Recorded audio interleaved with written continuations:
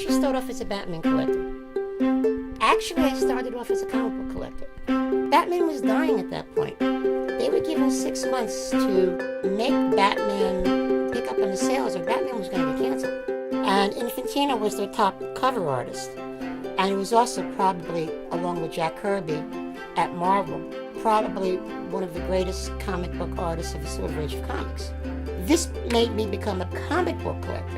Starting with this month, I started buying Flash, Green Lantern, Justice League, Wonder Woman sporadically. I only had so much money, and I had to beg my parents for money. So I became a comic book collector first. Now, what got me hooked on Batman?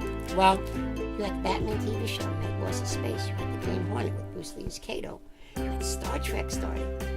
And I went head on into buying every comic book I could get my hands on. I bought it. And I kept on buying comics right into the early 80s. When grad school ate up all my income and I had to stop for a while. It was a 1989 Creation Star Trek convention that really got us hooked on the toy part. The Michael Keaton Batman movie came out, I started buying the Batman toys. Then I began to find out there's this whole huge Batman world. Going back, I never saw any of these toys when I was a kid. I didn't know they were there. And that's how I got hooked. And then gradually contacts, relationships, shows after shows and shows and shows, and you can see the result of it. Superman and Batman, they're part of the mythos of American society, but they become part of the mythos of Europe and Asia as well. The big thing for me, though, is that I grew up reading the comics. My idea of Batman is a little different than the European and especially the Asian markets, because, as you've said before, a lot of people didn't get to read the American comics. I guess England would be the exception because of the language translation issue. Batman did not have a red costume, except in specialized stories where he had to wear a red costume. With that in mind, while I appreciate the European, and I have a bunch of it, and while I appreciate the Asian, and I have a bunch of it, it doesn't represent the Batman that I know, but that's okay, because it's the Batman that they know. It's the Batman that you know. Early on, when I started collecting the non-comic stuff, advertising really began to grab me. Now, why do you think advertising began to grab me? Look at this. Carmine Infantino artwork. Carmine Infantino is my favorite Batman, one of my favorite Batman artists ever. Classic Infantino. This was an advertising poster in stores. Most collectors are not sure where it came from, but we think it was from the Pearl concert, from a contest from 1966. Advertising. Movie serial posters. Now, movie serials, what are they? In the 1930s and 40s in America, they would film 15-chapter movies, running 9 to 12 minutes at a time. And the kids would come back every week and they'd see the next episode. There was always a cliffhanger at the end where the good guy was about to be killed or blown up or some other horrible thing. And the kids are, how is he going to get out of this? So they come running back the next week. They did 2 movie serials with Batman, the 1943 one and the 1949 one. These movie serials here, these are what they call window cards. These would appear in the windows of the movie theaters, and each week there'd be a new one for the next chapter. This is just killer stuff. All-Star Dairies. This is one of the many companies that licensed Batman in the 60s. This is a check that a kid could send away for toothpaste and shampoo. You could send away for an Aurora Batmobile. The advertisement in the store had this poster put up on a pole and nailed in. This one is actually from 1969. Here's another advertising piece. Advertising piece. Advertising piece. Advertising piece. Advertising piece. Advertising piece. From the Joe Low Company from 1966. Never seen a box?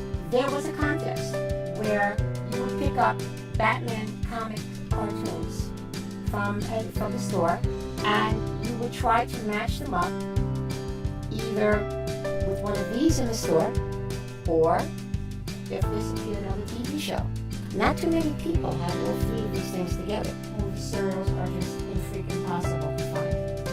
43 stuff. But this is a 54 release. This is an almost complete set of the daily Batman comic strips from 1943 to 1946. There are less than a few of these in the world that are complete. Okay? This is one of the pride and joys of my collection. I think I'm probably one of the people in the world. I could be wrong, but I doubt it. Most other collectors haven't even seen these. They're just gorgeous and they're just impossible. I consider this to be the first Batman action figure. Captain Action came out with his Batman costume in 1966. This came out around the same time. I call it as an action figure because there is limited movement of the feet and the hands. The Batman Bazooka Pop Gun, English, 1966. I would say there are 200 of these in the world. That is a giveaway glass from DC Comics in-office giveaway between 1962 and 1965. The Batman and Robin are the same ones you'll see in my Justice League playset. And these, yeah, matter of fact, all the figures are what you'll find in the Justice League playset. Can you imagine playing with that? Can you imagine how cool it would be to actually play with this thing? 1966. Some people thought these clocks were a legend at one point, the Dark Sentinel that I was telling you about. Nobody had ever seen one. And this clock is one of my pride and joys. This is just an absolute killer. The inflatable Batman bat bag. Here's what makes it special. This is the version with voice and blinking eyes. This is the Phoenix Candy Box display from 1966. I was after this forever. This is definitely the killer one of the two. This goes with the movie serials, 1943. The comic packs, 3 comics for 74 cents. What's special about it is because Batman is up there. This is a bunch of Argentinian ads on Batman toys from 1966. Yeah, it wasn't easy to get this. This is something that's really cool. Anchor Hocking, 1966. Decorated Batman glasses. It's impossible to find a mint box. I have no idea how it's supposed to play. I have no idea if it works. The God artist Ian and Adams. And then Jim Aparo on the left. And lastly, Jerry Robinson. This is the origin of Robin, the first Sandman, the famous hypodermic cover. Just like an amazing little run of comics. This is the first issue. I'll just give you like a montage of them. It went from issue 65 to issue 130. Some of the early books. This is what I love the most. Those 2 books alone. Like I said, you could buy a nice used car for those 2 books. And you could tell them that it goes on up to issue 300.